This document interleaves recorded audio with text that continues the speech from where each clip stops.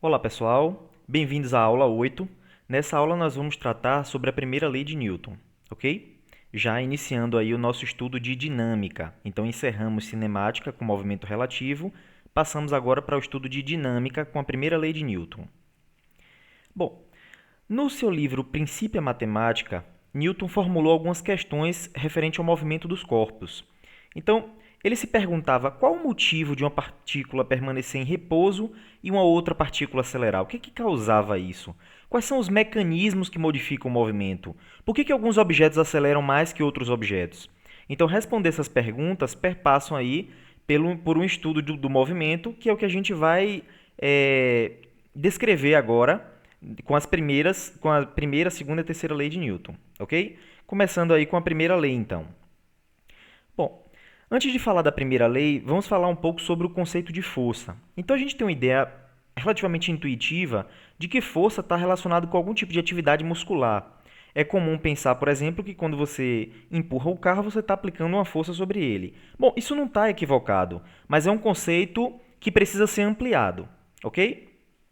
Há também a ideia de que aplicando uma força você modifica a velocidade de um objeto.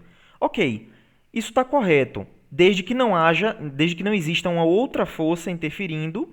Ok, a função da força vai ser variar a velocidade de um objeto, como a gente vai falar agora sobre esse conceito, ok? Sobre a questão da atividade muscular, bom, por que isso precisa ser ampliado? Porque nem toda força atua com contato, por exemplo. Existem forças que atuam à distância. Então a gente tem, por exemplo, a força gravitacional. A gente vai ver que tem 4 forças fundamentais na natureza, a gente vai falar um pouco sobre elas mais para frente, ok? Então, como é que Newton define o conceito de força? Então, a gente poderia dizer que as forças são as causas da mudança de velocidade de um objeto. Se um objeto se move, portanto, com velocidade constante, nenhuma força é necessária para manter esse movimento. Olha, se vocês lembrarem lá do nosso MRU, o MRU ele é caracterizado por ter uma velocidade constante, ou seja, uma aceleração zero. Então veja, aqui a gente está definindo que força é o que causa mudança de velocidade de objeto. Então lá no MRU a gente não precisa de força para produzir um MRU, ok? Isso é uma consequência aqui desse conceito. Em outras palavras, forças são o que levam um corpo a acelerar. Então, o que faz com que um objeto acelere e mude a sua velocidade é a aplicação de uma força sobre esse corpo, ok? E aí a gente entra no conceito de equilíbrio. O que acontece se duas ou mais forças estiverem atuando sobre um corpo e o somatório dessas forças, um somatório vetorial, for igual a zero? Bom, essa é a condição de equilíbrio, ok? Então, o equilíbrio dos corpos é considerado, pelo menos o de translação, mais para frente no curso a gente vai falar sobre a rotação, e aí tem uma outra condição de equilíbrio. Mas aqui, considerando o somatório das forças igual a zero, nós temos a condição de equilíbrio. Nessa condição, o corpo que estiver em repouso permanece em repouso, e o corpo que estiver em movimento com velocidade constante, em linha reta, vai permanecer com esse movimento. Então, muito cuidado. No equilíbrio, o corpo está em repouso? Não necessariamente. Se ele já tiver com MRU, na condição de equilíbrio, ele permanece em MRU. Por quê? Porque nenhuma força está sendo aplicada, é necessária para manter o corpo com velocidade constante. Ok? Bom, então é isso. Essa é a definição de equilíbrio. É quando o somatório de todas as forças que atuam sobre o corpo é igual a zero. Mas isso não quer dizer que ele está em repouso. Ele pode estar em MRU, ok? Vamos lá. E aí a gente fala um pouco sobre os tipos de força. Nós temos, bom, didaticamente separamos aqui em forças de contato e forças de campo. Quando você puxa uma mola, por exemplo, você está aplicando aqui uma força de contato, puxando um carrinho, fazendo um ângulo aqui com horizontal, chutando uma bola. Quando você toca, você aplica uma força de contato, ok? Como força de campo, a gente tem aqui a força de atração gravitacional, a força de atração, a força elétrica, a força magnética. Então, são exemplos de força, campos de força, digamos assim, ou seja, forças que atuam à distância. Ok? Bom, mas isso é apenas uma divisão didática, porque no final das contas, como eu havia dito, a gente tem 4 tipos de força fundamentais na natureza. As forças nuclear forte e fraca são responsáveis por manter o núcleo coeso. no final das contas, o núcleo atômico. Essas a gente não estuda nesse curso.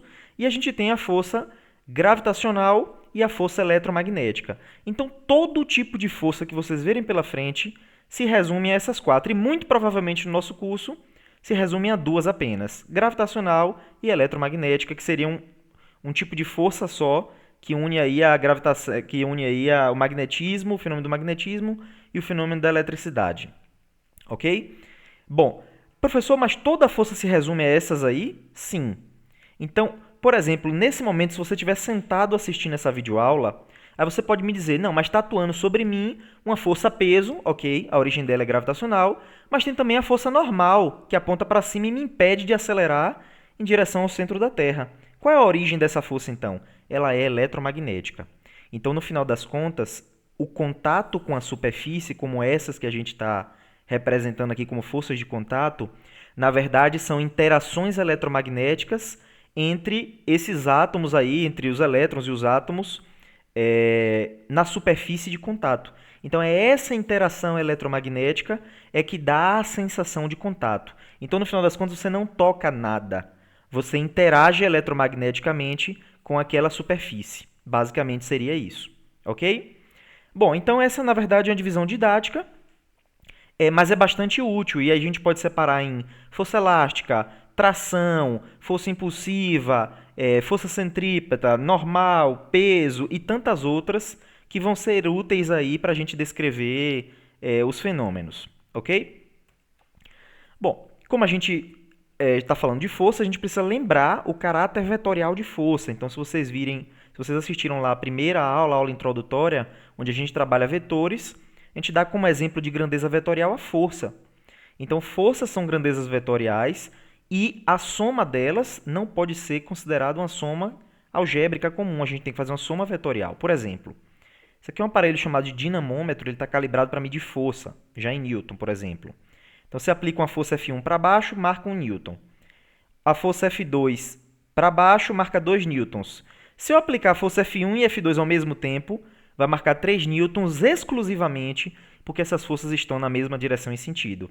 Mas se eu aplicar F1 para baixo e F2 para a direita, aí eu já vou ter uma resultante que não vai estar nem para baixo nem para a direita. Então ela vai estar aqui fazendo um certo ângulo com a horizontal, e o valor dela não vai ser nem 1, nem 2 e nem a soma de 1 com 2. Vai ser uma soma vetorial que precisa ser levada em conta. Daí a importância de vocês revisarem aí a aula introdutória de vetores para relembrarem as propriedades aí de decomposição de vetores que a gente vai precisar nesse curso. Ok? Bom, finalmente chegamos na primeira lei de Newton, que é a lei da inércia. Então o que é que diz a primeira lei? Diz o seguinte: na ausência de forças externas, um objeto em repouso permanece em repouso e um objeto em movimento continua em movimento com a velocidade constante. Basicamente o MRU. Ok?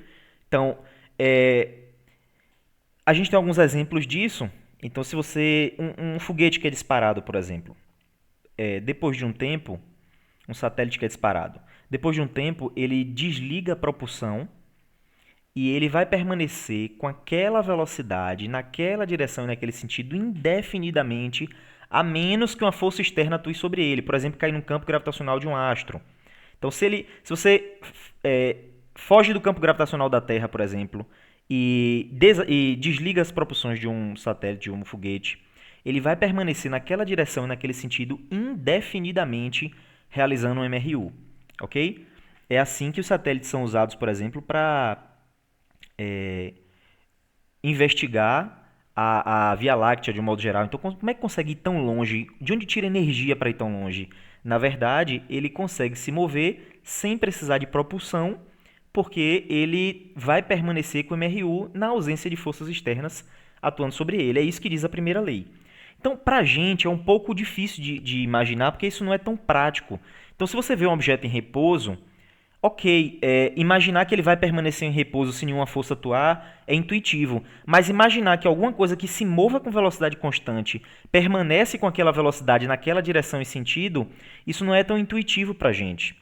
Mas temos algumas formas de visualizar isso, mesmo na prática. Então tem um brinquedo aqui, que é comum aparecer em shopping. Esse tipo de brinquedo aqui é uma mesa de ar, e que você tem um discozinho de hóquei, E a ideia é você basicamente bate no disco de hóquei e aí você tem que fazer com que ele entre aqui. É como se fosse fazer um gol, digamos assim. Você tem que acertar aqui o buraco do outro lado, do adversário. Bom, uma coisa curiosa sobre esse brinquedo é o seguinte: experimentem colocar o disco de hóquei sobre uma mesa ligada. Então ele vai ficar flutuando, porque é uma mesa de ar. Então nessas condições, o atrito dele é muito baixo. Então é praticamente zero no caso. Tem interferência aí de outras resistências de outra natureza, mas não tem o contato com a mesa. Experimenta pegar o disco de hóquei e tocar nele, só tocar. Aplique uma força o menos intenso possível que você conseguir. E você vai perceber que esse objeto vai ficar se movendo com a velocidade que ele adquiriu indefinidamente até que algo pare ele, no caso, a borda da mesa. Então você vai bater nele, ele vai se mover bem devagarzinho até chegar ao outro extremo da mesa. Então esse seria um caso aproximado da lei da inércia. Então você aplica uma força, ok, ele vai acelerar sobre a ação daquela força, vai adquirir uma velocidade. Aí você parou o contato, então ele está somente sobre a ação daquela força, entre aspas, e vai se mover indefinidamente, a menos que alguma coisa aconteça para mudar o movimento dele. Então, um exemplo aí de onde a gente pode visualizar a primeira lei, ok? Bom, essa é a lei da inércia, e a palavra inércia diz respeito à resistência à mudança de velocidade. Então, um corpo que tem, a gente vai ver depois que um corpo que tem uma maior massa, ele tem uma maior inércia. É mais difícil acelerar um corpo, isso já antecipando um pouco a segunda lei, ok? Outra coisa interessante sobre a primeira lei é o seguinte: a primeira lei ela poderia ser formulada de outro modo, para introduzir explicitamente o que é chamado de referencial inercial. Na verdade, uma das principais importâncias da primeira lei é definir que existem referenciais inerciais e as leis de Newton são válidas nesses referenciais. Então, em um referencial inercial, uma partícula que estiver isolada vai permanecer em repouso ou em movimento retilíneo uniforme, ok? E o que é esse referencial inercial? Bom, um referencial inercial basicamente é um sistema de referência, como a gente já havia tratado lá em cinemática, só que ele não é acelerado. Então, não tem aceleração esse sistema de referência. E ele é importante porque as leis de Newton em um sistema acelerado, elas deixam de ser válidas. Então, isso é algo importante para a gente tratar, ok? Vou dar um exemplo aqui para vocês.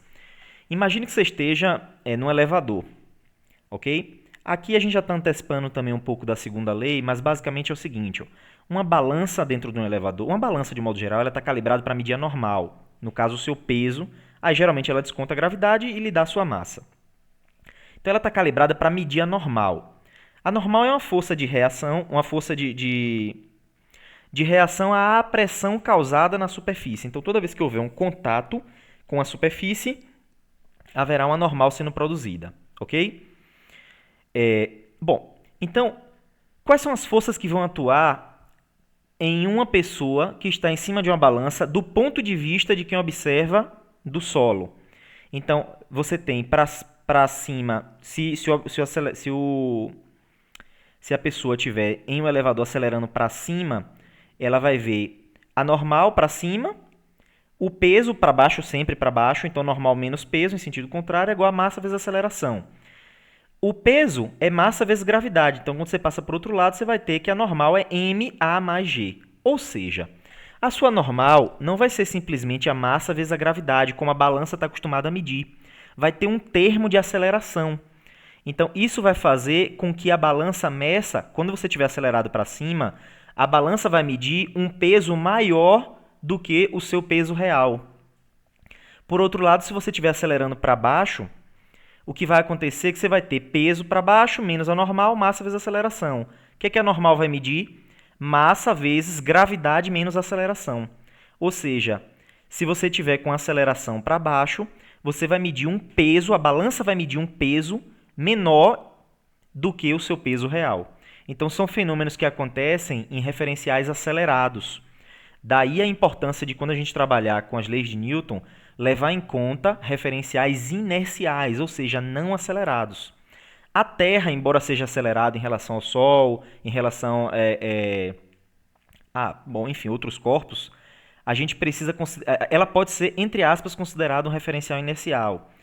E todo referencial, tudo aquilo que se move com velocidade constante em relação ao referencial inercial também é um referencial inercial, ok? Então, em resumo, referencial é um sistema de referência de onde você vai observar o seu movimento. E ele passa a ser inercial quando ele não está acelerado, ok? Basicamente, essa é a ideia. As leis de Newton valem sobre essas condições. Se um referencial estiver acelerado, vai surgir sobre os objetos naquele referencial forças fictícias, ou seja, não são forças reais de interação entre partículas, entre corpos. São forças que surgem